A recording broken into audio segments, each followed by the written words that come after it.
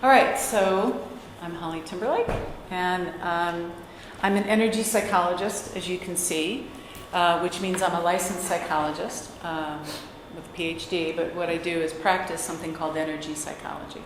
So my focus then as a psychologist is on the energetic ways of intervening at the level of energy. So whether it's our energy field, the chakra system, or the meridian system, the acupuncture and acupressure points. We have ways of intervening at those levels to help people feel better. And when you intervene at the level of the energy field or one of the energy systems, then all the subsystems actually come into balance. So a lot of therapy is like cognitive therapy, and people just focus on your thoughts and how to change your thoughts. So focusing on how to change your thoughts kind of helps you deal with your emotions a little bit better, but it doesn't have the same kind of broadcasting or radiating effect as working with your energy, working at the level of energy. One of the ways you can think about a lot of what I do is as energy acupressure. So using acupressure points to help a person feel better emotionally. Okay? So when I'm talking today about your energy field and how to create healthy energy or healthy boundaries with life, I'm going to be talking both emotionally and energetically. Okay? I could, if I wanted, just talk about, nice, maybe that's not the best word, but energetic things you can do, like drawing in your energy field, or sending energy back.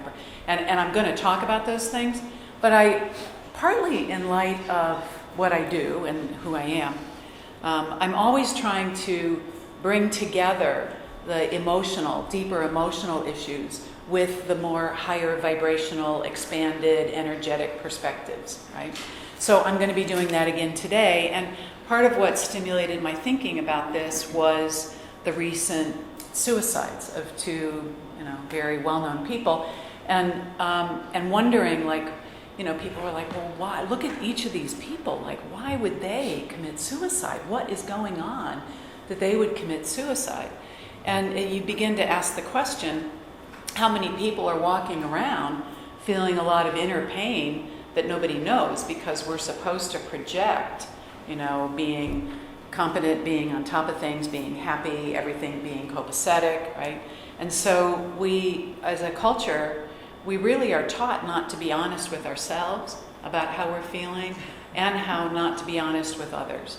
And it causes a lot of pain, or it increases the pain that is already present in this world. And so I thought that it's a really good segue to bring these two together, because it's not just, my description talked about people who are highly empathic and how highly empathic people can navigate their boundaries better. And that is a part of it, and yet this deeper part is the healthier we are with our boundaries, no matter at what level, the better we're going to navigate life, and the more each of us do that, the more we're doing some small part that's very important to try and help create a healthier world. So I looked online for jokes about boundaries, and I found some great ones, except that you have to pay for them to put them on something that will be recorded and available on the internet. So I couldn't do it, but I took myself a note here and said so. So there was one joke where there are people walking down in the city, and a couple people had these boundaries. So they drew boundaries like boxes, like dotted line boxes around them. And so somebody had boundaries like this, and somebody else had, boundaries pretty much around them. And then all of a sudden, here's this guy walking, and his boundary is like way up there, and it's way out there. It's like he needs a lot of personal space, right? And you can tell that. When we pay attention, or when we begin to think differently about it, we can tell about people's personal space. You can tell about somebody who's like, manifesting really intense personal space, and you're like, no, I'm not going to get too close to that person. And then you can also tell about people who don't have very extended personal spaces, and people kind of walk into their space and take them over all the time too, right? So it's an example of some of the imbalances that we can have with our boundaries that I'll keep coming back to. And then there was another one where there was a couple and they were standing in their living room, and there was an opening, like that opening, say, and the mother-in-law was on the other side, and they're building bricks, they're bricking up this wall, and they're saying, "Oh, we're so happy to have you here, but we just need a little bit of our own space," right? So I think, it's like the issue about boundaries comes up in so many ways. We're navigating. Truth is, we're navigating boundaries all the time, right? Truth is, we're all navigating boundaries in here right now. We're all coming in with our own comfort level about being around others and being in our own space. And so each one of us in our own way is navigating that right now. So we're kind of experiencing part of what we're talking about. So I talked about the empath, and I, of course, as you can see, said, or the highly sensitive person. So how many people have heard the phrase highly sensitive person? Oh, cool. So we have a room full of highly sensitive people, don't we? Yes. Very cool. I love it. All right. I love that because, people have, a lot of times it was seen in a more disparaging way. Oh, like, you're just too sensitive. Like, why are you so sensitive? Like, that's your issue. You shouldn't be so sensitive. So you're wrong, right? You're not good enough. You're like a whole bunch of things, right? So there was a woman, and I've known of her books for years, don't know her name, but she wrote about the highly sensitive person. So some of you have probably read her work. And she now writes about the highly sensitive child. She writes about all kinds of things, like how you navigate the world as a highly sensitive person. So an empath is someone who has a more highly than normal developed ability to feel what another person's feeling. And so we often think of it as, or an easy way to think of it as walking in another person's shoes, right? You actually feel like you can be in those person's shoes, feeling what they're feeling. So a highly sensitive person does that, and we tend to do that, not even so much aware that we're doing that. So sometimes we're in somebody else's boundaries and space because we can feel them, and we don't even realize we're in their space. So part of our job is to learn how to back up, to back our energies up, to not be in other people's space, right? And then on the other side of it, a highly sensitive person also needs to learn some boundaries so that people aren't invading your space all the time. That you're able to say, "Oh, no, see this? I always do this. This is my space." One of my favorite examples of this is in the movie Dirty Dancing. So everybody see Dirty Dancing? Okay, maybe lots of people. So there's a point in Dirty Dancing when Patrick Swayze, like, they're just beginning to learn how to dance, right? Or she's just beginning. And so she just like falls into him, right? And he does this thing where he's like, he pushes her away, about this far away, and he says, "This is my space, this is your space." And he teaches her how they need to hold themselves and dance and hold their own space. And as each of them are holding their own space, they create this beautiful dance together. And I think it's a really perfect example of, like, oh, let's pay attention to that. Like, how do I keep myself from falling in to somebody else, which is usually what a highly sensitive person ends up doing. So I said I wanted to place this in a cultural and current context. It turns out that I've seen this a couple places now too, that the suicide rate among teenagers and apparently in general is up 30%. 30% is high. I saw a figure this morning that said every day in this country there are 123 people on average committing suicide.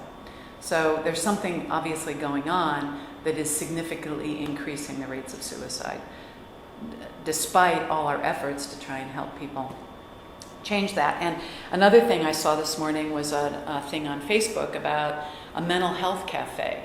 And the cafe is designed around helping to improve the mental health of everybody who comes in, or just the well-being, feeling the well-being. So the baristas, baristas. I know it's close.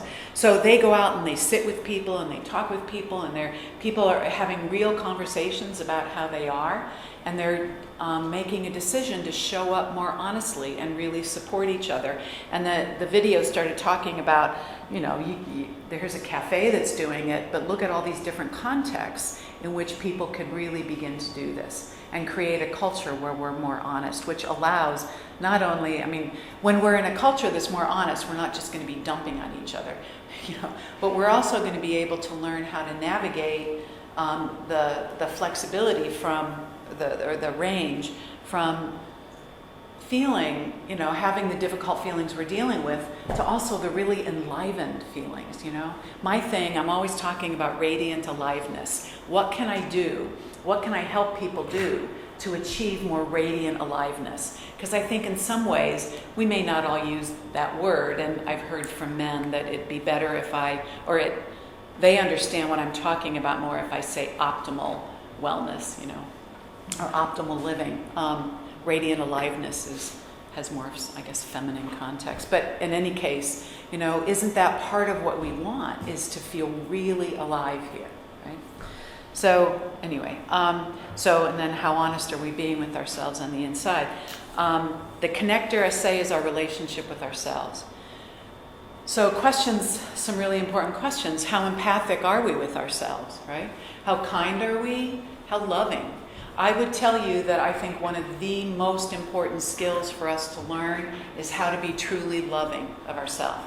If you can turn around your tendency or the habituated pattern of beating up on yourself and saying, name calling, lots of us, do name calling, and as soon as we do something that we feel like is a mistake or wish we wouldn't have done or feel like we didn't do it as well as we wanted to, that instead we're like, it's all right. Women, it's easier for women to say, it's all right, honey. It's okay. I love you. You are doing the best you can. I've got your back. And it's like, okay, all right, that feels really good, And guys can do the same thing. It's like, hey, bud, I got your back. We're in this together. We're going to move forward. And when we can change our relationship with ourselves so that instead of having these internal conflicts and battles, then we're really more unified and integrated, then we are able to show up in a more positive way. And that affects, of course, everything, right? It also affects our boundaries with life. So I say everything stems from our inner relationship with ourselves. Inner relationships with ourselves mostly get broken or fragmented because of trauma, neglect, unhealed woundedness, emotional woundedness. So many of us, for all kinds of different reasons, are walking around with these troubled inner relationships. So we heal them, then we start coming from love. If we don't come from love, we're coming from fear. And if we come from fear, we're coming from judgment and blame and guilt and insecurity and all kinds of things that do not help us. So in fear, we judge, we blame ourselves and others. I have to throw this word selfish in here, and because guys may not know this, but for women, I started talking about selfishness a long time ago, 20, 30 years ago, and I still hear women say, I can't do that. I'd be selfish. Like, I kind of like it, but that's selfish, Like, if I think of taking care of myself, if I think of doing something good, it's, oh, no, like, that's selfish. I can't do that. And so I find that it's like this in the air we breathe, that for women, that there's so much that feels like I can't let myself do that because I'll be selfish. And so women, and of course there's all kinds of patterns. I'm not talking about the only pattern, but I think for many of the people who are going to show up here or listen to this video, that there are people who have a tendency to keep ourselves small. Because I don't have the right. I don't have the right to take care of myself. I have to take care of everybody else first. I have to do this. If I do that, like, I'm being really selfish. And so it's a word like I really like to try and have women eliminate from their vocabulary, because I think it, I don't know that I'd say it's abusive, but it really has negative impacts. So it's really important to know that you have the right to take care of yourself. You have the right to be good to yourself. You have the right to love yourself. And it's not just something that, what do I want to say? It's not just something that is nice to do. I mean, it's so central. I mean, it's shifting this orientation from I can't do anything, I can't do that because I'm going to be selfish, to I have the right to take care of myself is transformative. It's culturally transformative and I think essential. So we're talking about boundaries too. So unhealthy boundaries. How would I describe unhealthy boundaries? There's many, many ways to do that. This is a short presentation, so this is kind of where I went with this. We can have what's called either excessive yin. So everybody knows about yin and yang, right? Or yin and yang, right? The feminine and the masculine principle. So there are feminine energies, which tend to be more things like being receptive and open and vulnerable. The front of our body energetically is considered yin energy, because this is the most vulnerable part of ourselves. So if we're under threat, if we're not going to go out and attack, we curl in to protect ourselves, right? So the front part of our body is considered the yin. The back part is considered the yang. It's like the strong backbone. I can stand my ground. I can stand my place. I can stand for what I believe in. I can speak my truth. So those are ways to think of the masculine and feminine principle, whether you're a man or a woman, okay? So that's why I'm doing this, because I'm not just talking about women, I'm not just talking about men when I talk about excessive yin or excessive yang. So with excessive yin, we let people too far in, right? I already talked about that. Like, we don't have very good boundaries. We just let people come in and walk all over us, right? Or we reach out and we absorb. Like, we have feelings of sympathy. Sympathy is not going to get you anywhere good at all. Empathy, which is better, but you have to navigate empathy, and I'll say a little bit more about that in a minute, to be really healthy. And then there's compassion. So there's a relationship between all those. But so we can let people in too far, or we can move too far into others. So we get walked over. We walk over ourselves. We feel guilty. We feel responsible for others' feelings. How many of you have ever felt like, oh, I can't say that, because if I say that, if I speak my truth, I'm going to hurt somebody else. And I cannot, right? I cannot hurt anybody else. So what that does is totally disempower us. We begin to feel like we can't speak our truth. We lose our voice. So there's a very direct relationship between voice and empowerment and our ability to navigate our own boundaries. Does that make sense? I know I'm flying through this. All right, being codependent, and then feeling like it's our job to make everybody else feel okay, right? If everybody else feels okay, then I'm going to be okay. Like, I got to take care of everybody else, and if they're happy, then they're going to be nice to me, and then I'm going to feel good, right? And that's kind of how we walk all over ourselves too. So I can't speak my truth because it'll hurt someone else. I can't say no. I think too many of us have grown up learning early on that we're not allowed to say no.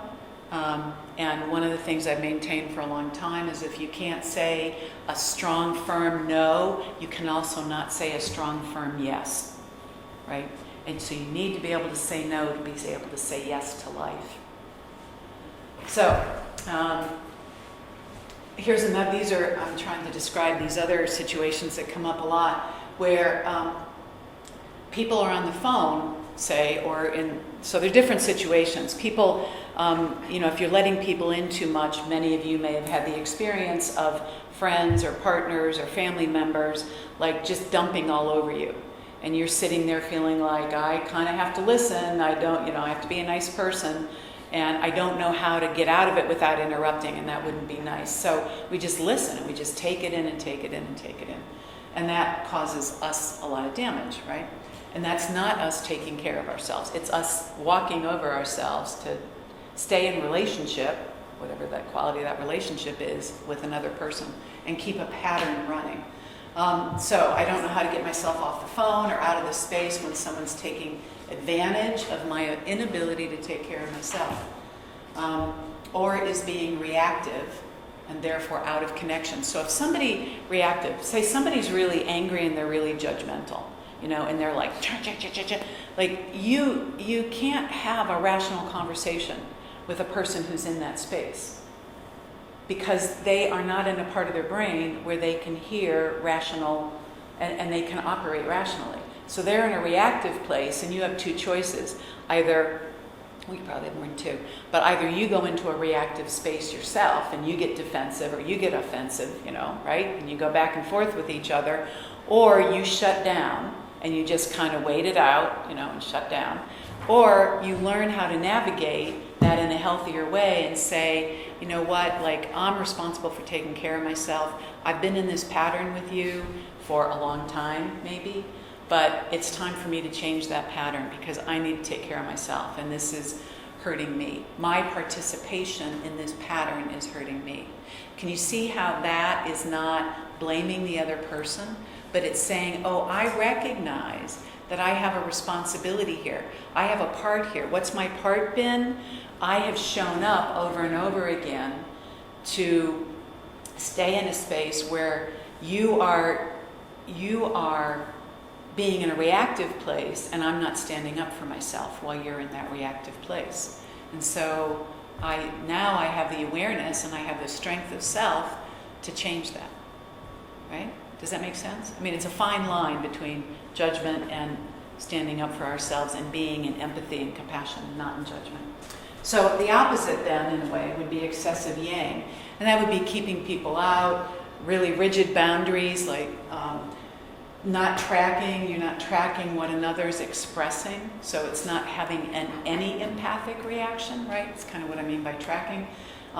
You don't notice nonverbals, you're not being aware of other people's needs, you don't trust anyone, you take up space, you're controlling. Like, all of those are examples of excessive yang that represent unhealthy boundaries too. Okay? Is that? Okay. All right. And just to make a comment about this, when we're talking about these unhealthy boundaries, as you can tell, I'm mostly talking about drama. Right, people getting caught in different aspects of somebody else's drama or your own drama. Well, drama, I love word pairs, and I think that there's a similarity between drama and trauma, and I don't know that anybody consciously thought about that. I don't know if it's in the morphogenetic field, but drama doesn't really happen unless there's underlying unhealed trauma. The more we heal the trauma in our lives, the more we're able to step out of drama and create these healthier relationships and healthier boundaries. So one of the, I think I already said that. Right, okay. So what we want to do in healthier boundaries emotionally is move towards empathy and compassion in all our relationships, including our relationship with ourselves, okay? There's a difference between empathy and compassion that's pretty important to pay attention to. Empathy, again, highly sensitive people are highly empathic. Oftentimes, though not always, we develop that empathy because as children, we lived in situations that were not emotionally safe. And we had to learn you were learning how to anticipate what was going to happen. And so you became much more aware of very subtle cues. And in a way, that's what empathy is an awareness, a hypervigilance for safety that helps you become a lot more aware of very small cues, and so you pick things up much more easily.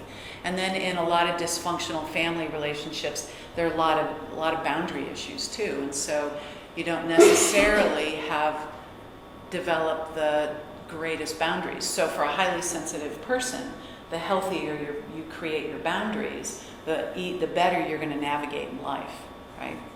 Even if we live in a world that's not particularly highly sensitive, which is an understatement. Right? So good at noticing and accurately identifying others' feelings, that's called emotional intelligence.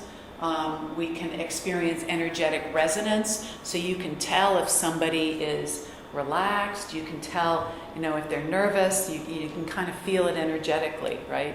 And you can be in that space. You're walking in that person's shoes. Well, sometimes that's great, depending on the relationship, but sometimes you're having an empathic, connection with somebody, and they're in a very dramatic space, right? So being empathic when they're dramatic gets you into drama too. So in that sense, empathy is not going to be serving you very well. What serves you better in that position, in that place? It's compassion. And compassion is more, even though when I looked it up in the, in the dictionaries online, it talked about sympathetic, sympathetic something. And I'm like, oh, that's really not it. That compassion is a feeling of concern for others and the suffering they're experiencing and a motivation to help relieve that somehow. It's genuine concern while staying grounded in your own strength, your own field, your own center. So you're not opening up too much. You're not you're not experiencing their experience. I can tell you as a therapist, one of the things I've had to learn, learned a long time ago, is that if I am in empathy with my clients, I can't really help my clients. If they go into a place of fear and panic, I can't go into a place of fear and panic because there's no way I can help them to navigate that. So I need to know how to stay in my own space, to have this compassion for them and recognition and awareness, and help them shift where they are, right? And that's healthier for all of us. Okay? So those are who are highly empathic often experience psychological or energetic collapse and cannot maintain a strong sense of self. What I mean by this is that, for example, some of you may have had this experience. You're in an argument with someone, and you have a point of view. It's like, no, here's what this is what my experience is. This is what my perspective is, and this is what I'm trying to. I'd like you to see, and the other person finds a way to find a hole in your reasoning or your argument or whatever, and they go for the hole, and then you fall apart. You're not able to stay in this space of, no, that's not okay. I had a point. I am going to come back to this point. I need to make this point, and I'm asking you to hear. And if you can't hear me now, let's table this for now till a time when we're both calmer so that we can come back, because this is really important for me to express, right? But that takes skill to develop that compared to falling apart. Oh my God, and I watch this. I used to do it myself, so that's why I know so much about it. But just kind of falling down psychologically and losing that strength. And so then having to go back and kind of pick yourself back up, pick up your sense of self again to be able to say, oh, okay, wait, I did have a point. I want to be able to hold on to that awareness that I have a point instead of have to come back to it 3 days later. And it's like, no, wait a minute, because that collapse takes a tremendous amount of energy from us. All right, what are healthy boundaries and how do we get there? So I'm describing this in two ways. Developing emotional intelligence, which I already mentioned. So here's an example. Was at a dinner party last night, and a friend was talking about, she's a nurse, and she was talking about being at work, and this person who is, what people would call a highly difficult person, habitually showing up in ways that are highly difficult for everybody else and for her. And she said she went in this time and she really had this thought of, this is not about me. This person's issues, no matter what they are, no matter how close I am, it's not about me, it's their issues. And so I'm going to maintain my own space. And I'm going to stay in a space of, I don't think she said this, I'm pretty sure she didn't say this, but you might well think of staying in a space of, that person probably, I don't know what that person's life is. I don't know what they're dealing with. I don't know what they came from. They've got their own demons, but I'm going to take care of myself. And so she stayed in this space of this person was doing this really reactive, kind of mean-spirited, attacking kinds of stuff. And she was able to stay in this space, and she really supported herself in this space. And she's like, oh my God, the difference was so amazing.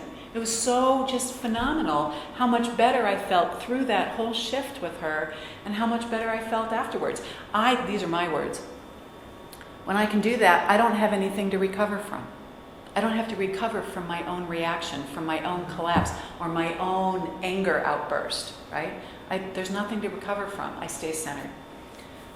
So flexible but not rigid or collapsing, right? Aware of how a connection feels. So we're, for those of us who are highly empathic, we're pretty aware of those kinds of things, and able to move between compassion and empathy depending on the situation, right? Sometimes empathy is absolutely perfect. You want to be really emotionally resonating with another person. You want to be right in that same space with them. That ability to do that's empathy, right? So there are times when we absolutely want that, and many of us who don't have the ability to do that, we long for that ability to have that kind of deep connection with others, right? So, emotional intimacy with self, and then I said felt sense. So for those of you who don't know, felt sense is a word that describes an awareness of what's happening in my body, right? If I start getting a little nervous, where is it in my body I start getting a little nervous, right? Or am I so focused on being a little nervous that I don't even know where it is in my body that I'm experiencing it? I'm not really sure what's happening. The more I can feel it in my body, I can be like, oh wow, I'm noticing this a little bit, so now I've got some choices. I can take a deeper breath, I can ground myself, right? I can, those of you who have seen me do talks here, I'm like always doing this, always showing people. This is called the thymus thump, and anytime you start feeling a little nervous or anxious, you can just tap right on your sternum, and it gives you some emotional or what would that be, physiologic resilience, neurochemical resilience, and you're stronger, and it pulls people out of anxiety like time and time again.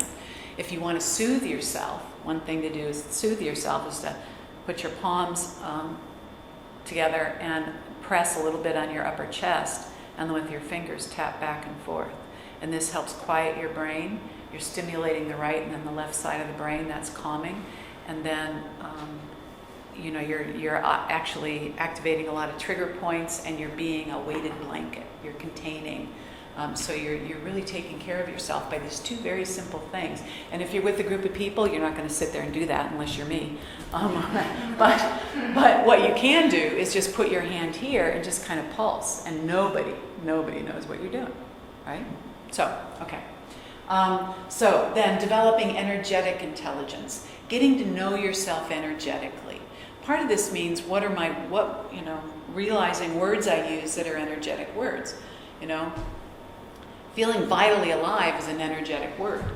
Feeling depleted is an energetic word, right?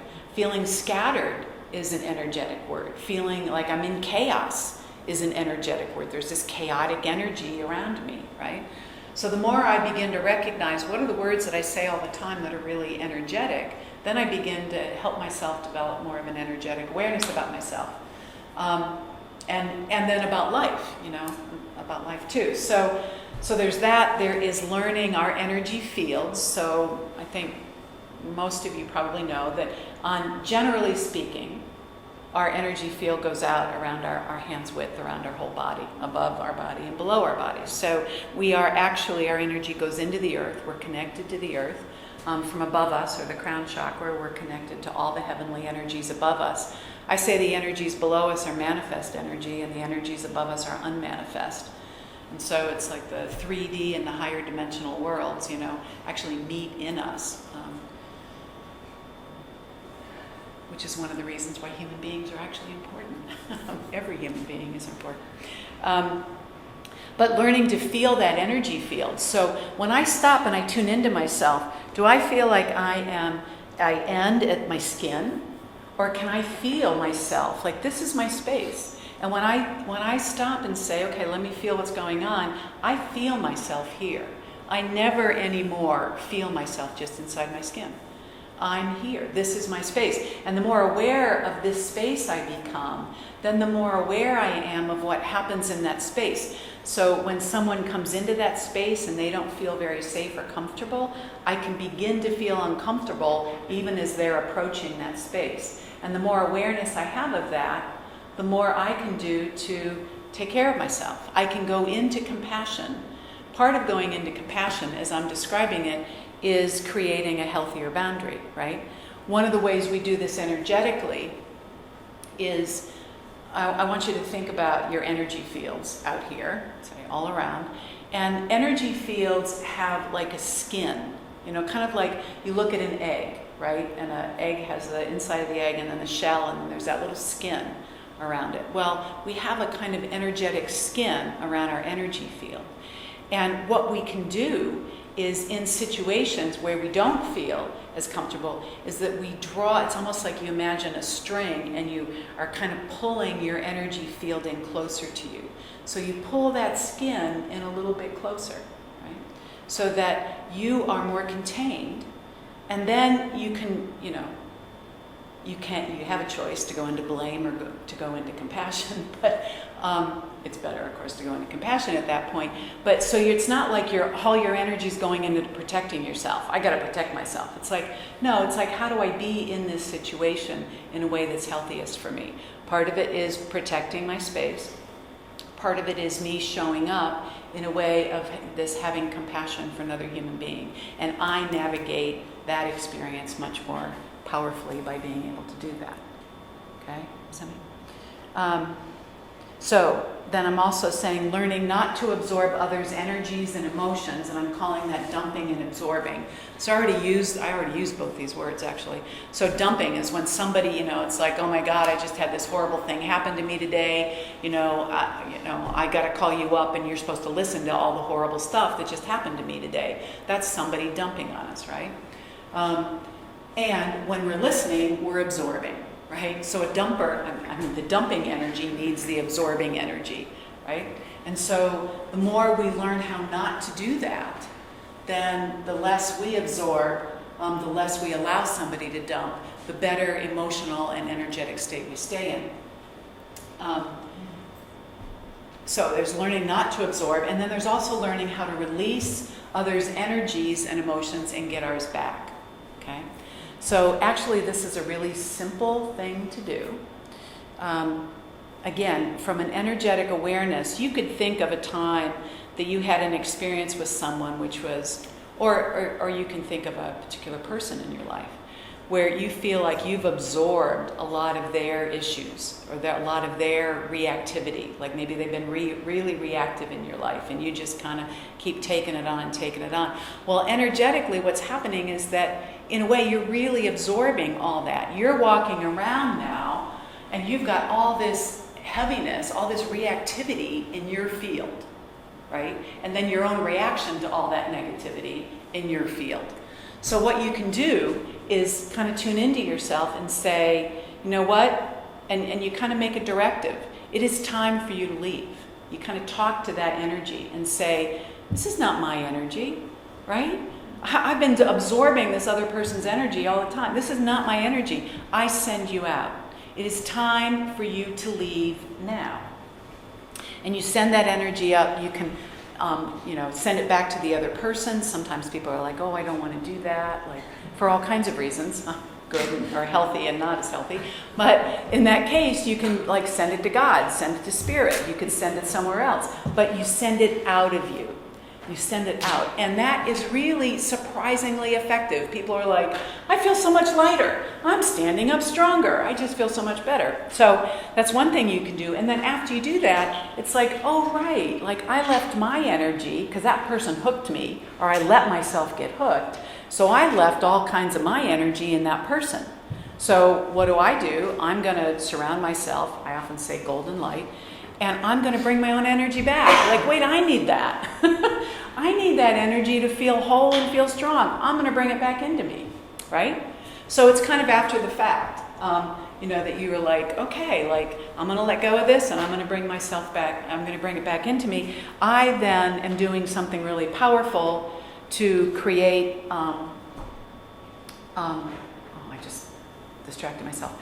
I'm doing something really powerful to create, like a greater energetic, healthy balance. I don't know where I was going. This next slide says flexibility, and I kind of really already talked about that. Like the healthy boundary thing is the ability to move flexibly. And this is the only picture I have in here. Is everybody familiar with the 4 agreements? Okay, so some people are, some people aren't.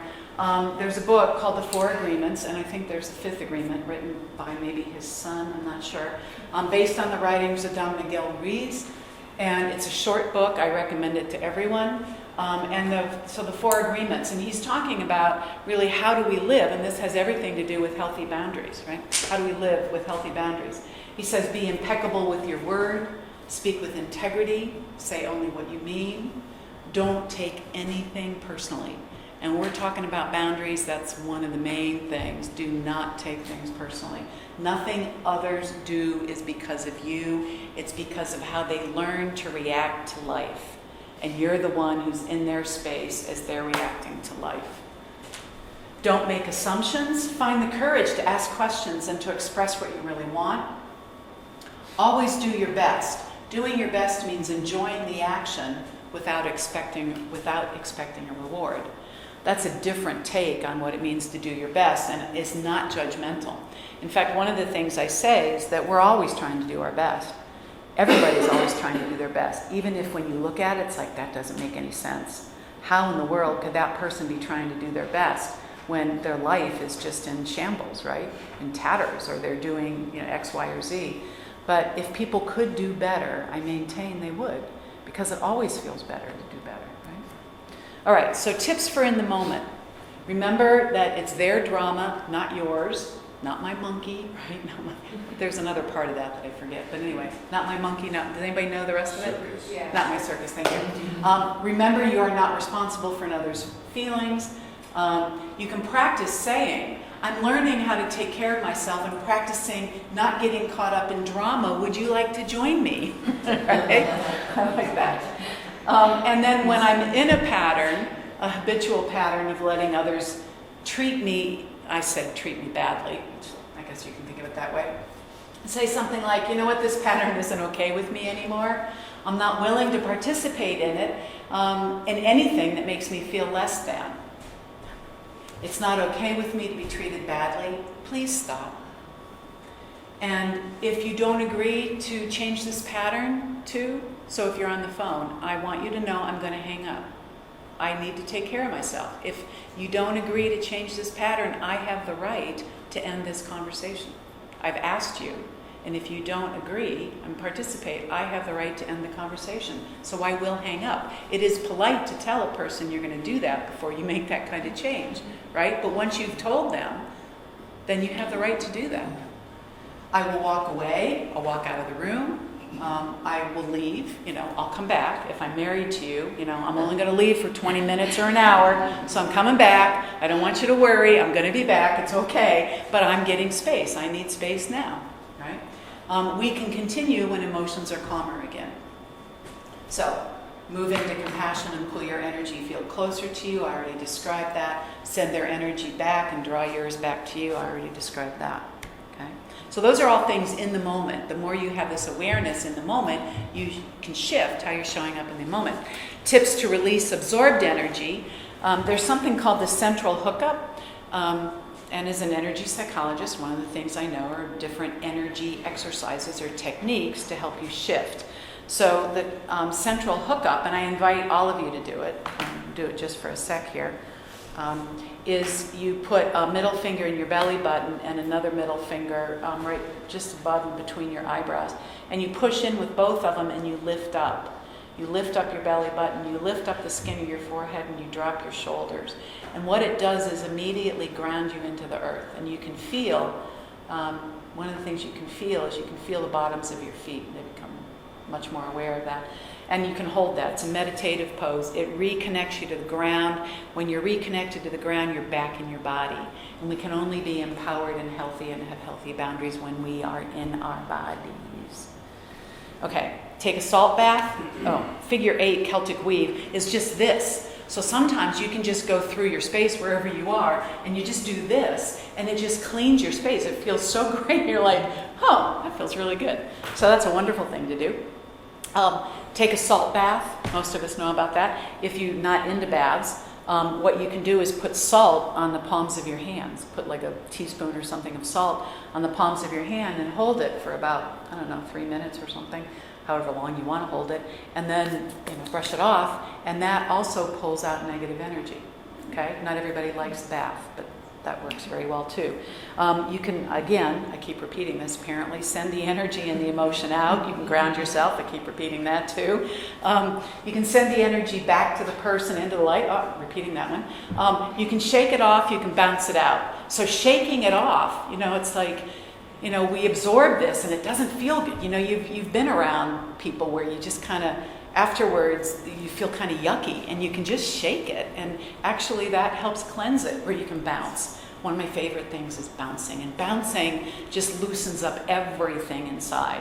So wherever anything's stuck in your organ or in your muscles or in your bones, bouncing just is like, okay, we're letting it go. All right? Then this is the last one, I think. Strengthen yourself generally. Oh, here we go. Ground yourself to the earth. Know your own energy. I guess I'm just repeating most of what I've been saying. This one's new. Develop conscious breathing. So I think one of the things about meditation that's really powerful, important about meditation, is that you begin to pay attention to your own breathing. The more we pay attention to our own breathing and feel it in our bodies, the more we reconnect with our deeper inner self. And that reconnection with that deeper, our interiority, some people refer to it as, or our inner sanctuary, like expanded experience and mystery and magic is available the more we begin to open up to that deeper inner wisdom and inner sanctuary.